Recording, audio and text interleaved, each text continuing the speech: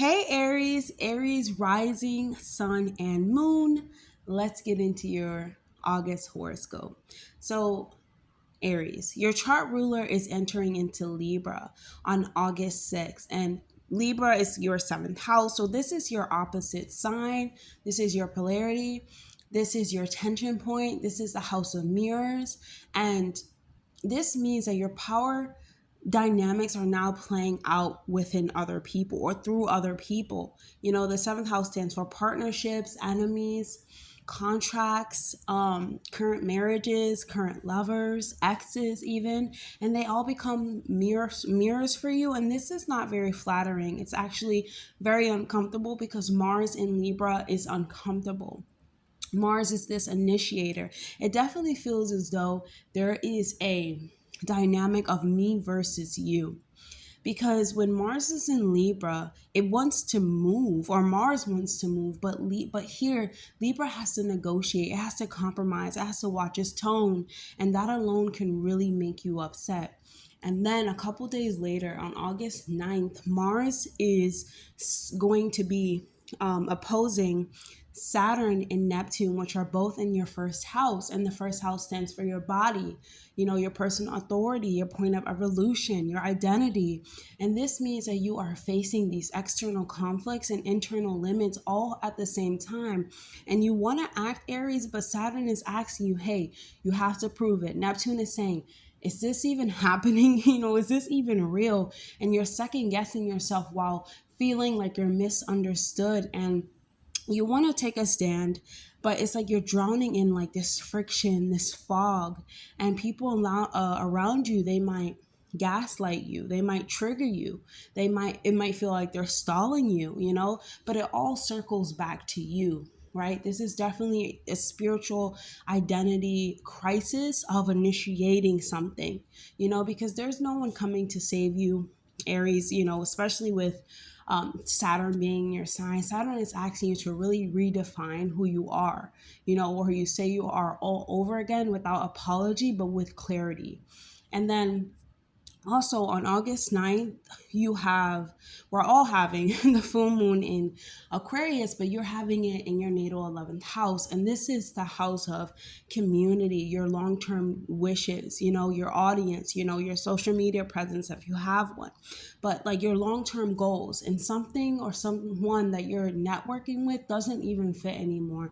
It's like these old collaborations with people might end. You may outgrow friendships that you have been in, for a long amount of time, and it's because you're becoming more selective about who you want around you, where you want to go, and it's not because you're better than anyone else. It's because you're more clear about what you want, and you're not and you're not going to stand for anything that doesn't bring you closer to your goals.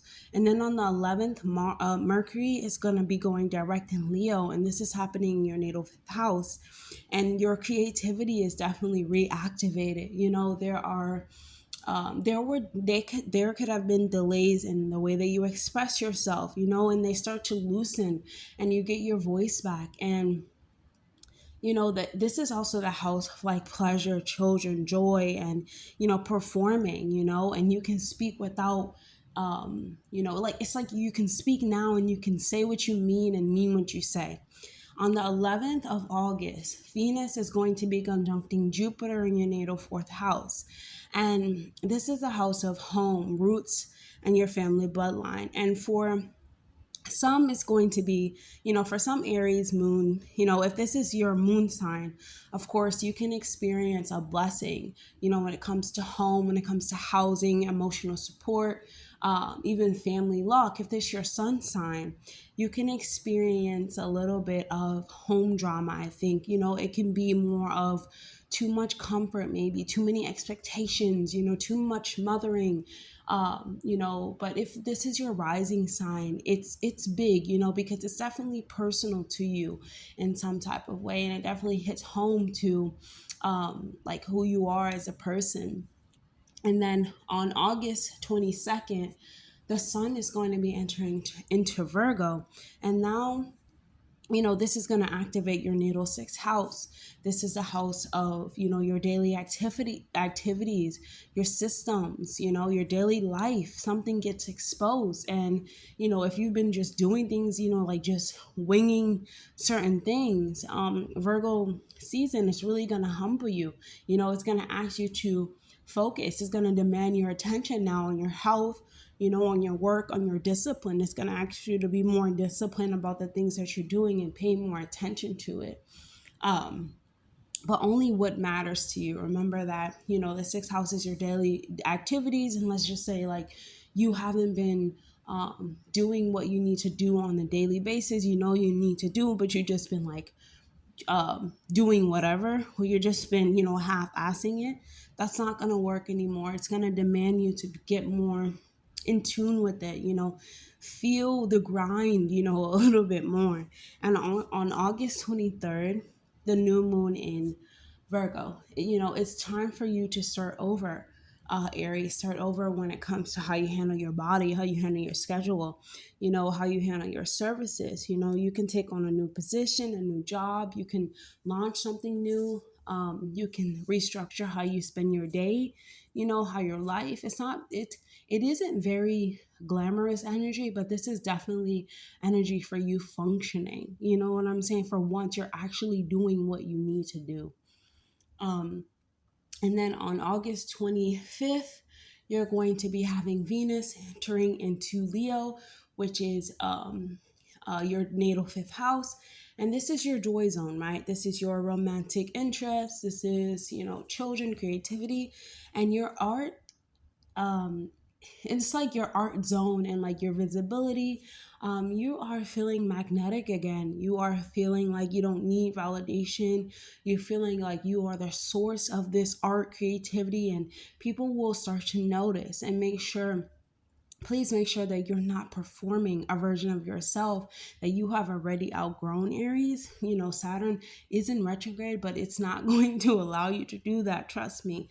Saturn being in the first house is definitely a big change in life, asking you to truly be who you are. And if you're not, all of that is going to fall down and really weigh heavy on you. Your bones age you, it's going to pick apart your body. These things are very, very crucial, right? And this month really forces you to confront your identity. And, has it been built on reaction? How much of your power is shaped by other people's friction and their words, or their judgment, and whether your self-image can hold up to the outside world without validating it, Aries. There's a lot of pressure, but it's definitely internal. There can be delays even, but this is Saturn is definitely strategic for you, right? And Neptune is actually also in retrograde. So it's giving you a very, very thin veil to see past the illusions. There can be a lot of mirrors in other people, but it's definitely unavoidable, and it's teaching you something about yourself. And you're not meant to escape this, Aries. You are truly meant to come out cleaner. You're meant to come out stronger, sharper, and like harder to manipulate, honestly. And this is not a season that's gonna feel soft, but it's gonna be a season that's asking you to only be the most honest version of who you are, because that's the only version that makes it out, that makes it out alive, Aries. So yes, that's all I have for you, Aries. I hope that was helpful. Definitely like, comment, subscribe, please, and I'll see you guys on the next video. Bye, Aries.